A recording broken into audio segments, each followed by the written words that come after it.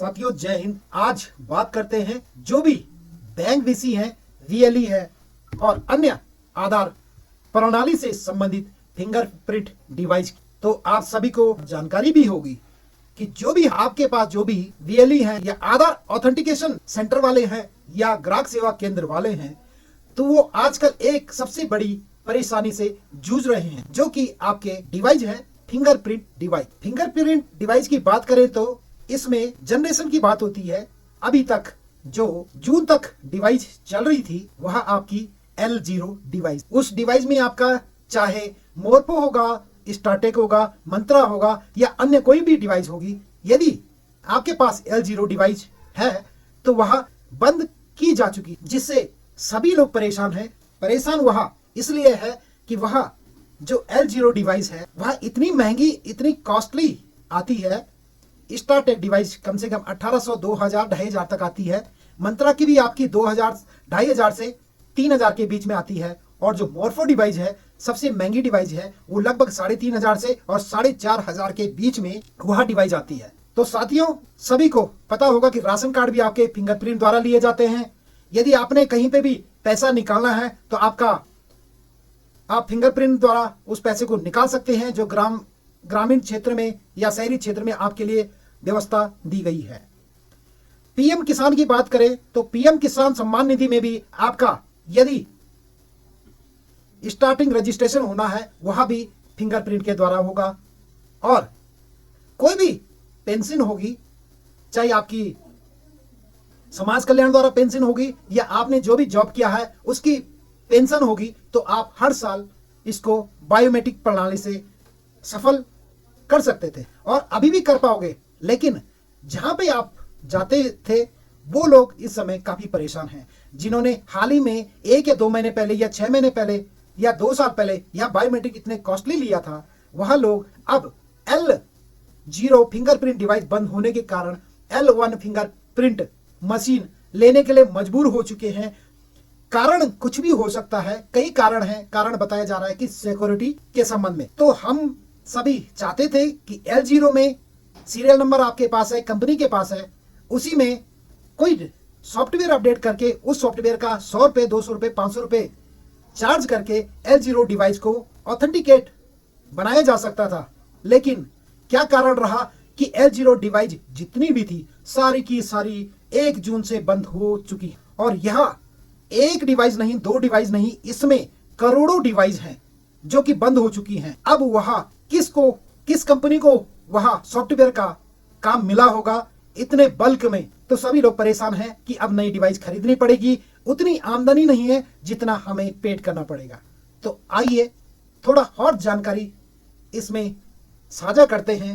आशा है आप सभी को। तो पहले क्या था, फिंगर लगाओ और काम हो जाएगा, यही भरोसा था उन फिंगरप्रिंट डिवाइस पर जो रोजमर्रा की जरूरी सेवाओं में काम आती थी। लेकिन अचानक UIDAI की नई गाइडलाइन के बाद L0 फिंगरप्रिंट डिवाइस, जो बायोमेट्रिक फिंगरप्रिंट डिवाइस थी, बंद हो गई है। इसके बाद जो हुआ उसने गांव से लेकर शहर तक सभी को चिंता में डाल दिया। हर तरफ परेशानी ही परेशानी। जो BLE ग्रामीण सेवा प्रदाता, जो CSC हैं, वो परेशान हैं। BLE यानी विलेज लेवल एंटरप्रेन्योर, जिनका पूरा काम फिंगरप्रिंट पर आधारित सेवाओं से चलता था, सबसे ज्यादा प्रभावित हुए। हम रोज 50 से ज्यादा ग्राहकों को बैंकिंग, पेंशन, PM योजना की सेवा देते थे। अब डिवाइस काम ही नहीं कर रही। ग्राहक चिल्लाते हैं लेकिन हम भी लाचार हैं। एक BLE की व्यवस्था बता रहा हूं, इसी के आधार पे आपका आधार ऑथेंटिकेट भी ठप पड़ा हुआ है। बैंकिंग, LPG सब्सिडी, वृद्धावस्था पेंशन, जनधन खाता, DBT जैसी सेवाओं में आधार आधारित बायोमेट्रिक ऑथेंटिकेशन जरूरी होता है। अब जब L0 डिवाइस ने काम करना बंद कर दिया तो सैकड़ों लोग कतारों में खड़े होकर मायूस लौट रहे हैं। बात करें ग्राहक सेवा केंद्र CSC की, उनकी भी हालत खराब है। CSC संचालकों को अचानक नया हार्डवेयर खरीदने के लिए कहा गया, जिसकी कीमत 3000 से 5000 तक जाती। इतना बड़ा खर्चा एकदम से उठाना सभी के लिए संभव नहीं है और ग्राहक तो समझते ही नहीं। एक CSC संचालक की परेशानी आपको साझा कर, इसी के साथ आम जनता सबसे ज्यादा प्रभावित हुई है। बुजुर्ग जिन्हें हर महीने पेंशन मिलती थी, अब घंटों इंतजार के बाद खाली हाथ लौटते हैं। छात्र जिनका छात्रवृत्ति फॉर्म आधार से जुड़ा है, उसे जमा नहीं कर पा रहे हैं। मजदूर जिनका पैसा डीबीटी से आता था, उन्हें काम के बदले पैसा नहीं मिल पा रहा। सबका एक ही सवाल, अब क्या करें? यूआईडी ने ऐलान किया है कि अब केवल L1 स्तर की फिंगरप्रिंट डिवाइस ही मान्य होगी। L0 डिवाइस अब अधिकृत नहीं है। इसका मतलब कि सभी को नई और सुरक्षित और महंगी L1 डिवाइस खरीदनी होगी। यह है परेशानी L0 डिवाइस बंद होने के बाद L1 डिवाइस खरीदने के लिए मजबूर करवाना। अब क्या पता L1 डिवाइस भी कब बंद हो जाए, L2 डिवाइस शुरू हो जाए, L1.1 शुरू हो जाए, इसका भी कोई गारंटी नहीं है। अब समाधान की तरफ चलेंगे और क्या कर सकते हैं। L1 डिवाइस लेनी पड़ेगी, चाहे वो मंत्रा की हो, मोर्फो हो, स्टार्टेक हो। सरकार और UIDAI से अपील, अचानक डिवाइस बंद करना हजारों लोगों की परेशानी में डालना है। एक ट्रांजिशन पीरियड देना जरूरी था। सबको तुरंत L1 डिवाइस खरीदने को कहना आर्थिक बोझ है। तकनीक बदलनी चाहिए, लेकिन जनता को परेशानी में डालकर नहीं। तो ये सरकार ने UIDAI से अपील की है। सबका दर्द एक जैसा ही है, चाहे वह ग्रामीण ग्राहक हो, एक महिला जो सिलाई कढ़ाई करके घर चलाती है, या VLE जो रोज 100 लोगों को सेवा प्रदान करता है। तो L0 डिवाइस के बंद होने से हर कोई परेशान है। सरकार को चाहिए कि वह इस बदलाव को ज्यादा सहज और सहायक बनाए। जब तक हर केंद्र L1 डिवाइस नहीं ले लेता, तब तक कोई वैकल्पिक व्यवस्था होनी चाहिए, नहीं तो डिजिटलीकरण का सपना जनता की परेशानी बन सकता है। अगर आप भी इस परेशानी से गुजर रहे हैं तो इस पोस्ट को इतना शेयर कीजिए ताकि आवाज ऊपर तक पहुंचे, और नीचे कमेंट में अपनी राय जरूर दें। तो सभी लोग परेशान हैं। धीरे धीरे अभी कईयों के समझ में नहीं आ रहा है कि L0 डिवाइस बंद हो गई है, L1 शुरू हो गया, और आप जहां पे अपना आधार से संबंधित, बायोमेट्रिक से संबंधित कोई भी कार्य करने जा रहे हैं तो आपको वापस लौटना पड़ रहा है, कारण L0 डिवाइस का बंद होना। तो साथियों, ये थी परेशानी जो फिंगरप्रिंट डिवाइस से संबंधित है। L0 डिवाइस बंद होना और L1 डिवाइस को खरीदने के लिए मजबूर करना।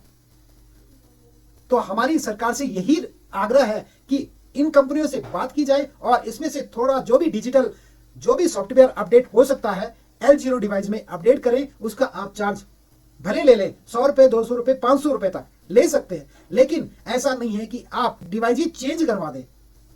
तो ये पीड़ा सभी लोगों की है, खासकर उन VLE लोगों की जो केवल अपने पैसे जमा करके, अपने पैसे लगा के 2 रुपए कमा रहे हैं। सरकारी तंत्र में या प्राइवेट तंत्र में ये डिवाइस कंपनी प्रोवाइड करवा लेगी, लेकिन एक BLE होता है, एक CSC केंद्र वाला होता है, एक ग्राहक सेवा केंद्र वाला होता है। वह इस डिवाइस, इतनी महंगी डिवाइस को लेने के लिए कई बार मजबूरन सोचना पड़ेगा, और उसकी ट्रांजैक्शन, उसकी आमदनी में भी फर्क पड़ सकता है। और आप सभी से आग्रह है कि इस वीडियो से अधिक शेयर कीजिए, ताकि यह बात सरकार तक पहुंचे और सरकार की बात DAI तक पहुंचे। तो धन्यवाद दोस्तों। जय हिंद, जय भारत, जय उत्तराखंड।